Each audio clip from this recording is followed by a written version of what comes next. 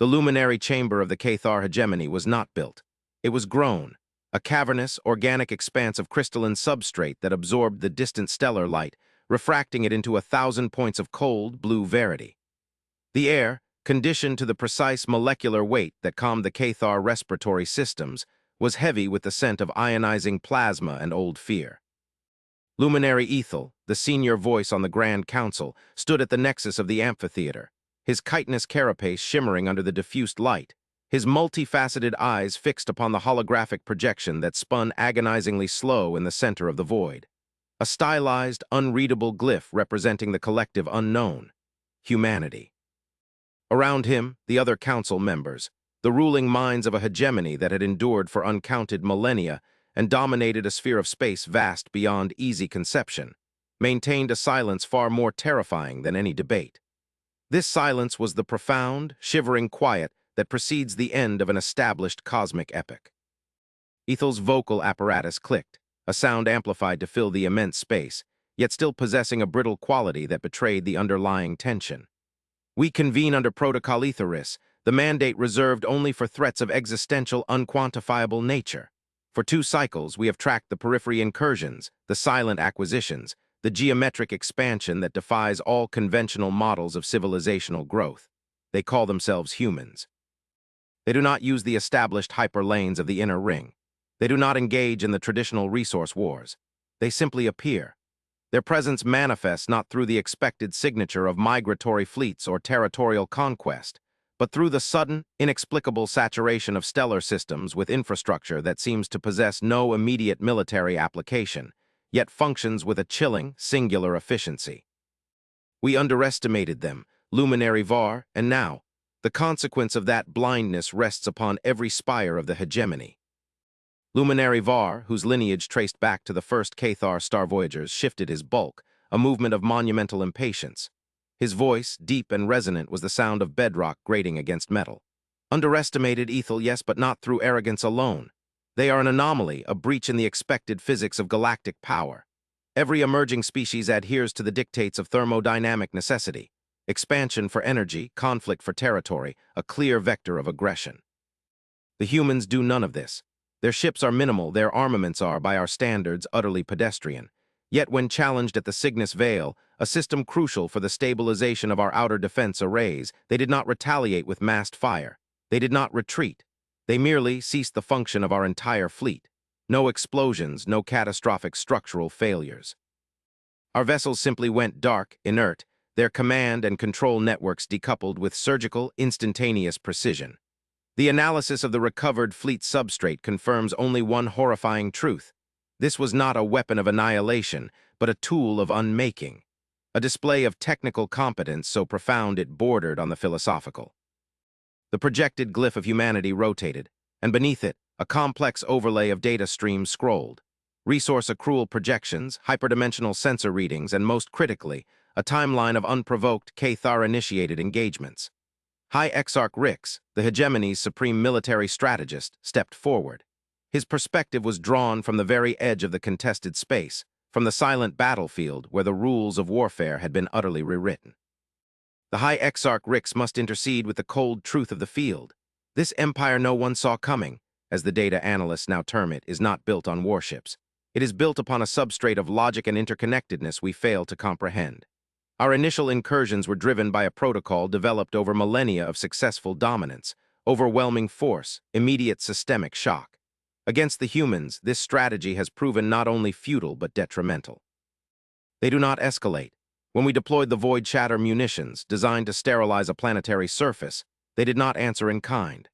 They intercepted the payload vectors and converted the energy, the sheer, destructive potential, into a localized stabilizing field that fortified the very planet we sought to break. This is the act of a civilization that sees conflict not as a means of victory, but as a catastrophic error demanding correction. This is the difference. We sought to conquer space, they seek to manage it. Ethel gestured toward the swirling data. Management, that is the word. Their empire is a geometric progression of immense, static constructs, star stabilizers, atmospheric regulators, massive energy call. Centaurs positioned in systems deemed worthless by our own expansionary models. They accrue influence through a network of functional necessity, not military might. We, the Cathar hegemony, defined empire by the borders we conquered. Humanity defined it by the systems they made work. And now, with the Cygnus Vale incident, the war with the foreigners has officially begun, yet we do not even know what form of conflict we are actually engaged in. We initiated the violence, fueled by fear of the unknown vector, and they responded with a demonstration of power so precise it feels like a philosophical statement. He paused, allowing the gravity of his words to settle in the vast, cold chamber. The question before the council is this: do we commit to the grand scouring, the overwhelming application of total military might, the only solution our history permits? Or do we pause, facing the shame of our own protocol, and attempt to grasp the substrate of their unexpected empire? Var slammed a chitinous fist onto the crystalline console before him. The resonant thud echoed through the chamber, a sound of absolute, unyielding conviction. We must not flinch from the historical imperative, Ethel. To pause is to admit weakness. To attempt understanding is to grant them the time to fully integrate their perplexing network. The hegemony is a monument built on the ashes of those who paused. Their actions are unpredictable, therefore they are a chaos vector. Chaos must be excised. The empire no one saw coming must be dissolved before its foundations are fully laid. I propose the immediate, unanimous activation of the grand scouring. We deploy the full weight of the core fleets. We strike at every projected node of human activity simultaneously. If they use logic and stability as their weapon, we must use the one force no civilization can logically overcome: sheer, unthinking magnitude. The war has begun, and the hegemony must establish the terms of its conclusion. The debate intensified, the formal, ritualistic language of the council masking a rising tide of collective panic. The Cathar understood conquest, negotiation, and defeat. They did not understand silent, non-lethal, system-level disarmament.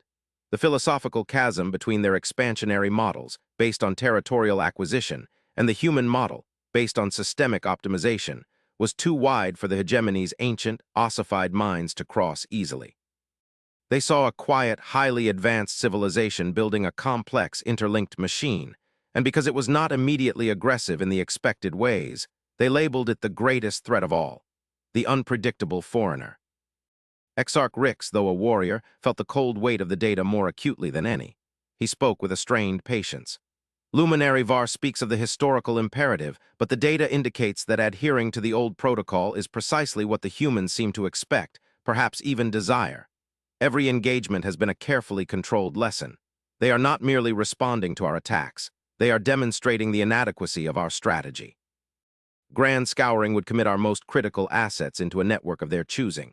Consider the implication of the Cygnus Vale.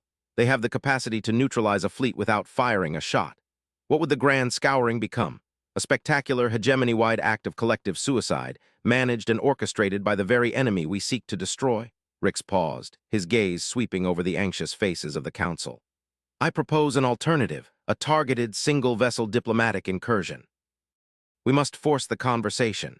We must learn the substrate of their ethics before we commit to the catastrophic endpoint of our own fear. The empire no one saw coming demands an intelligence response, not a purely military one. This war began through a misunderstanding of intent. Let us not end our civilization through a refusal to seek clarity. The discussion spun for hours within the crystalline chamber. The philosophical divide between the two factions, the Varists advocating for the immutable law of force, and the Etherixists urging caution and a terrifying leap of diplomatic faith, became a microcosm of the hegemony's struggle with its own antiquity. A great galactic power, accustomed to being the ultimate arbiter, now faced an opponent who did not acknowledge the hegemony's fundamental premise. That power was defined by the capacity for destruction. Eventually, the weight of the hegemony's fear, the ingrained cultural memory of threats suppressed by overwhelming force, tipped the scale. The vote was called. Var's faction, galvanized by the shame of their previous defeats and the terrifying anomaly of the human silence, carried the motion. The decision was sealed. The grand scouring would commence. The hegemony would commit everything to the annihilation of the emergent human empire. Ethel, his posture slumping, watched the holographic glyph of humanity rotate one final time, a silent promise of catastrophic entropy. The great Cathar ships, dormant in their orbital shipyards for decades, began their slow, deliberate awakening. The war with the foreigners would now be fought on the Cathar's terms of scale, a final, desperate assertion of their place in the cosmos. The transition from the oppressive, crystalline structure of the luminary chamber to the quiet, sterile environment of the Veritas was jarring. High Exarch Rix, stripped of his command over the imminent grand scouring, but granted the singular mandate for a final, preemptive diplomatic outreach, felt the silence of the scout cruiser like a rebuke. He had secured a temporary hold on the military deployment, a brief temporal window of a few solar cycles, a concession to political decorum rather than strategic necessity, to attempt the communication he had argued for. The Veritas was an anomaly in the burgeoning war, a small, stealth-coated vessel moving against the tide of mobilizing Cathar fleets. Its destination, the perimeter arc, a system designated by the hegemony's automated analysis as the primary logistical nexus of the human empire, a place the Cathar intelligence assumed would be a heavily fortified military depot. As the Veritas navigated the deep void near the targeted system, the sensor returns began to paint a picture that defied the expectation of a military hub. There were no battle stations, no dense picket lines of defense craft, and no aggressive sensor pings.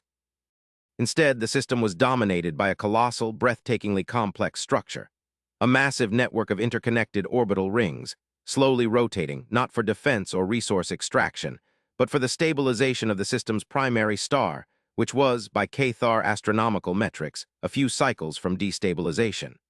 The human presence was not a military fortress, but an immense, functional, stellar engineering project. This was the silent, unseen empire, not one of ships and guns, but of stellar-scale infrastructure. Rix, watching the three-dimensional schematics fill the command center, felt a profound, chilling realization. The Cathar hegemony had initiated a war against a civilization whose primary activity was fixing cosmic errors. The hostile incursions they had observed were merely the necessary expansion of logistical lines required to maintain these gargantuan, life-affirming projects. The perceived threat was a network of systemic support. The perimeter arc was not a border, it was a workshop. The Veritas had been detected, not through aggressive sensor sweeps, but by the quiet, pervasive network of the stellar infrastructure itself. A communication request materialized on Rix's primary console, not in a burst of challenging static, but as a clean, perfectly modulated data stream in the universal language of mathematics and pure-tone harmonics, a signal that bespoke quiet confidence and the assumption of shared logic. Rix approved the connection immediately. The holographic emitter coalesced a figure, not in the center of the chamber like the Cathar tradition, but placed discreetly to the side, maintaining a respectful distance, an immediate cultural contrast. The human was female, her form encased in a simple, high-collared garment that offered no hint of rank or status, yet her posture radiated an immutable calm. Her expression was utterly devoid of hostility, fear, or even surprise. She looked upon the Cathar delegation with an unsettling, patient equanimity. Her voice, translated instantly into the precise, formal language of the Cathar hegemony's diplomatic protocol, was low and perfectly modulated, a sound of absolute, unwavering reason. I am Envoy Solara, mandated to communicate on behalf of the infrastructure consensus of the human polity. We received your approach vector and your vessel's designation. We note that your trajectory deviated from the expected grand scouring mobilization and interpret this action as a request for first contact dialogue, despite the ongoing kinetic and non-kinetic engagements initiated by the Cathar hegemony. We welcome the opportunity for clarity, though we must express a degree of logical confusion regarding the hegemony's sustained, destructive intent. Rix, his military formality battling with the philosophical shock of the environment, responded with the rigid protocol of his rank. Envoy Solara, I am High Exarch Rix, delegated by the Grand Luminary Council to seek the cessation of hostilities and to ascertain the true nature of your civilization's intent. Your silence, your geometric expansion, and your refusal to adhere to the established protocols of galactic power acquisition were interpreted by the hegemony as an immediate, existential threat.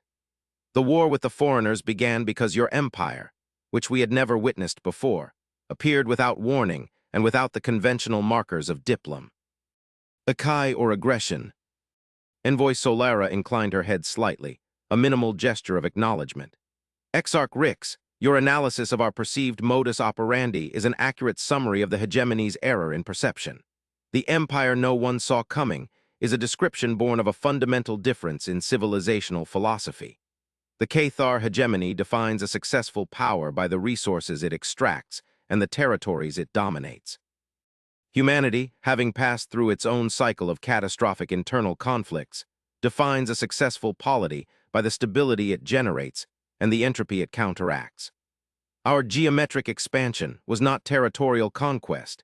It was the essential logistical spread of the necessary infrastructure required to stabilize a rapidly decaying sector of the galactic arm. The star you see before you, she paused, gesturing minimally toward the colossal stabilization project, was scheduled to enter a terminal phase within 300 of your cycles. Our intervention was a non-negotiable ethical imperative. We are builders, exarch, not conquerors. Our empire is a network of functional necessity, not a military dominion. Rix felt the weight of his civilization's error crash upon him. He thought of Luminary Var, secure in the crystalline chamber, demanding annihilation based on a 1,000-year-old paradigm of territorial expansion. But your response to our legitimate, though perhaps precipitate, military action, the Cygnus Veil, the disabling of our fleet, the neutralization of the Void Shatter munitions, these were acts of profound power. They were interpreted as overwhelming aggression. Solara's calm expression remained unbroken. Exarch, let us examine the mathematics of that interaction. Your fleet at Cygnus Veil was targeted for the sterilization of a nascently terraformed world. Our response was instantaneous, precise, and entirely non-lethal. We decoupled the command and control nodes, rendering the vessels inert, thereby preventing mass death, material destruction, and the catastrophic collapse of a planetary ecosystem. We did not destroy your ships, we merely disarmed them. The Void Shatter munitions were converted to a stabilization field. Again, the result was 0 casualties and 0 material loss, only the neutralization of destructive intent. Exarch, we are at war with the Cathar hegemony, but not in the manner you understand it. You are fighting for dominion, we are fighting for cessation.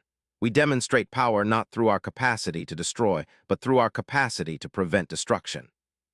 Our technology, which you perceive as incomprehensible, is simply a refinement of systems based on absolute, non-negotiable ethical protocols. We will always choose the path of least material and biological entropy. The ultimate expression of our power is the ability to halt a conflict without causing a single death, to force a diplomatic stop through the sheer, undeniable reality of our technical superiority and ethical restraint. Rix was speechless. The foreigners, whom the hegemony had anticipated as brutal, chaotic invaders, were instead calm, ethical engineers whose warfare was the ultimate expression of pacifist technological control. The Cathar had launched the grand scouring against a civilization that refused to fight on their terms, a civilization that was fundamentally committed to the preservation of life, even the lives of its aggressors. The empire no one saw coming was a mirror, reflecting the hegemony's own destructive tendencies back at them. The vastness of the Cathar era was an immense, cold void. Rix, abandoning the last vestiges of military protocol, leaned closer to the projection. Envoy Solara, the Cathar hegemony has voted to initiate the grand scouring. An immense military deployment is currently mobilizing to neutralize your entire perceived sphere of influence. Given the ethical constraints you have outlined, how will the human polity respond to an overwhelming, unthinking application of massed, destructive force? The envoy's calm deepened, a subtle, almost imperceptible shift that nonetheless communicated a vast, chilling certainty. Exarch, humanity's empire is built upon stability, but stability does not equate to passivity. We are builders, and our foundational constructs, our infrastructure, are interconnected. You see only the visible nodes, the star stabilizers, and the habitat rings. You do not see the deeper, unseen network. The entire human polity is an integrated system of defense. You misunderstand our military power because you look for fleets. We have instead weaponized physics itself. If the grand scouring proceeds, every vessel that crosses the demarcation line will be instantaneously disarmed, rendered inert, and safely decelerated. We will halt the entirety of your invasion without a single casualty on either side. However, such a massive, simultaneous act of systemic intervention would necessitate the temporary urgent of energy from our critical infrastructure projects, potentially delaying the stabilization of several dozen volatile stellar bodies. That, Exarch Rix, would be the true tragedy of the grand scouring, a loss of potential life, not immediate life. We implore you, halt the mobilization. The cessation of your aggression is a matter of logical necessity, not military submission. The chilling, almost terrifying logic of her response struck Rix to his core. The Cathar were about to commit an entire civilization's worth of resources and ships into a monumental, preordained technological trap, an exercise in futility orchestrated by a calm, ethical opponent who would win by simply saying no to the very concept of destruction. He had his answer. The war had begun as a Cathar mistake, and it would end not with a Cathar victory, but with a human-enforced diplomatic pause, a global timeout demanded by superior ethical power. He terminated the connection. The image of Envoy Solara's calm face a final, immutable stamp of human reality upon his military-centric consciousness. The fate of the hegemony now rested on his ability to convince a council, dominated by fear and tradition, to abort the most significant military action in their recorded history. The return to the luminary chamber was a jarring confrontation between the sublime terror of the human reality and the entrenched, suffocating hubris of the Cathar hegemony. High Exarch Rix, having traversed the immense distance between the stellar workshop of the perimeter arc and the crystalline capital, carried the weight of the war's truth like an unbearable physical burden.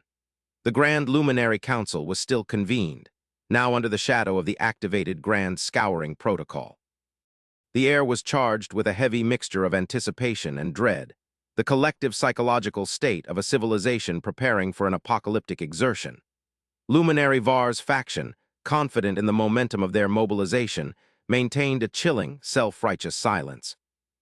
Rick stood at the central nexus, not as a field commander reporting on skirmishes, but as a reluctant prophet delivering an unwelcome verity. He began without the usual formalized preamble, his voice ringing with an unusual, urgent sincerity. Luminaries of the hegemony, the grand scouring must be aborted. Immediately. The war with the foreigners is not a kinetic conflict. It is a profound failure of Cathar intelligence. I have initiated first-contact dialogue with the human polity at the perimeter arc, a system we erroneously designated as a military nexus. What I witnessed was not a fortress of conquest, but a colossal, interlinked network of stellar engineering projects, an immense effort dedicated to the stabilization of a deteriorating star. A ripple of confusion, then outright contempt, passed through the counselors. Luminary Var rose, his voice a sarcastic thunder.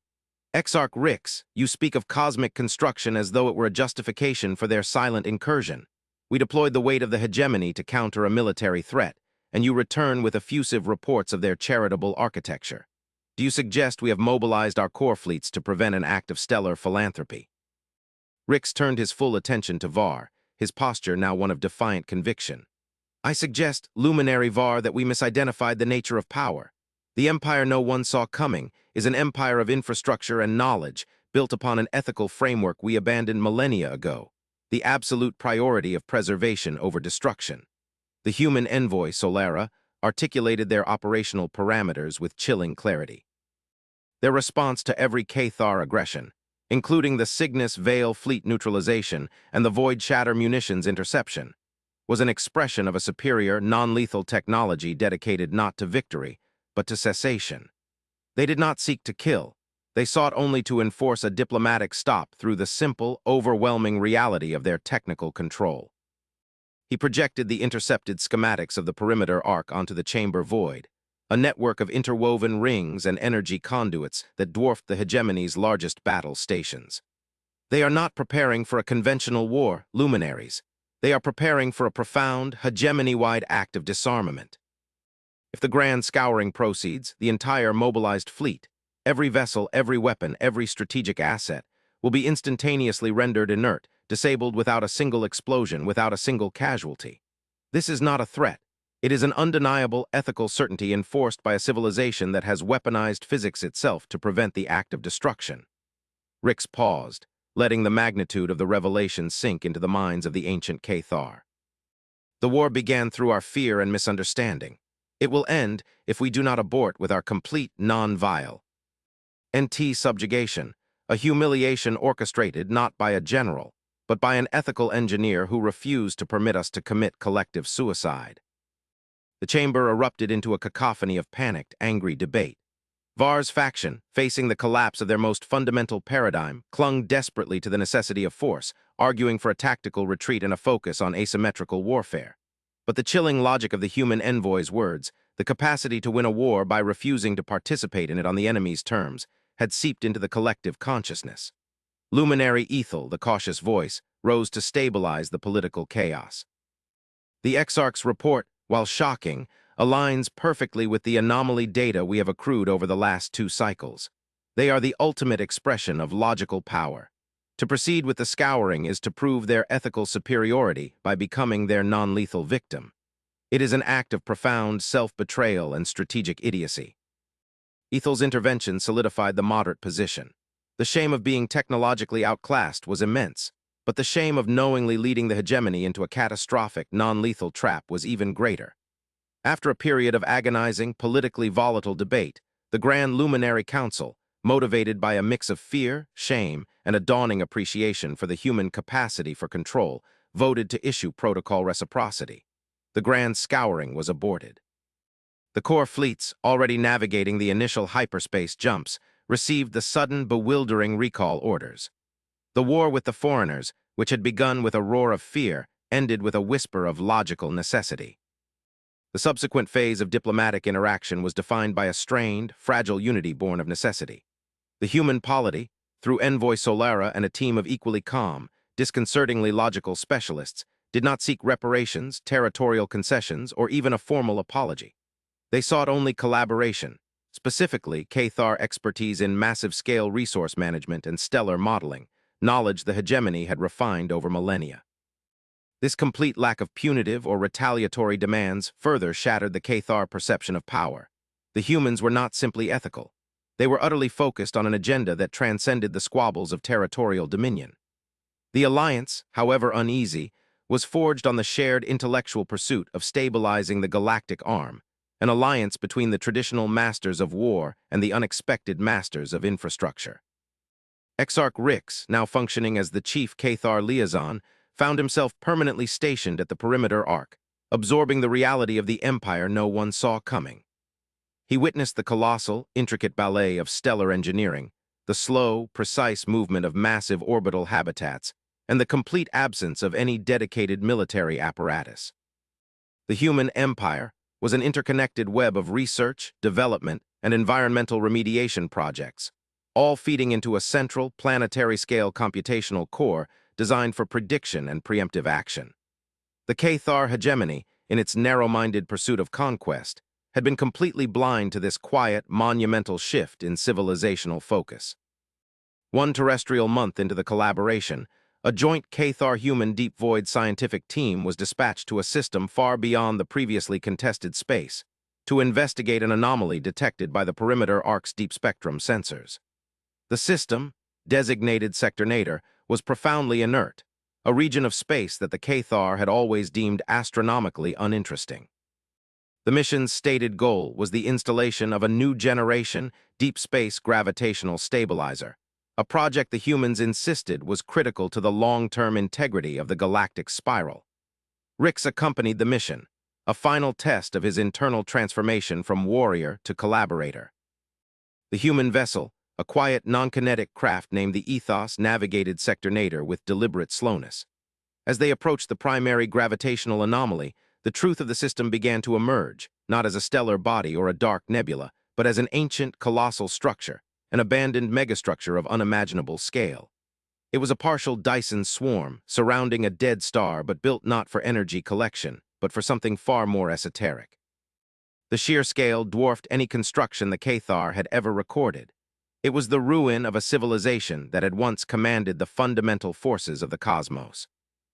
Envoy Solara, leading the human contingent, stood with Rix on the Ethos's observation deck, the colossal ruin filling the forward viewport, a silent testament to a forgotten cosmic epoch. Exarch Rix, this is the substrate reliquary. Our deep spectrum analysis suggested its existence, but the visual confirmation is still overwhelming. This is the truth be.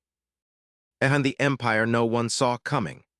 This is why humanity built our network of stability, and why we refuse to engage in your war of territorial acquisition.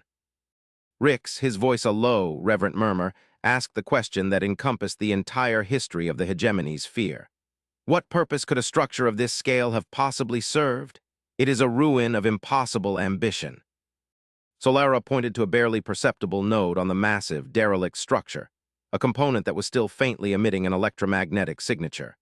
It was a cosmic broadcast system, Exarch. This civilization, whom we designated the architects, achieved a state of power similar to what the Cathar hegemony aspired to, absolute material dominion over a vast region of space.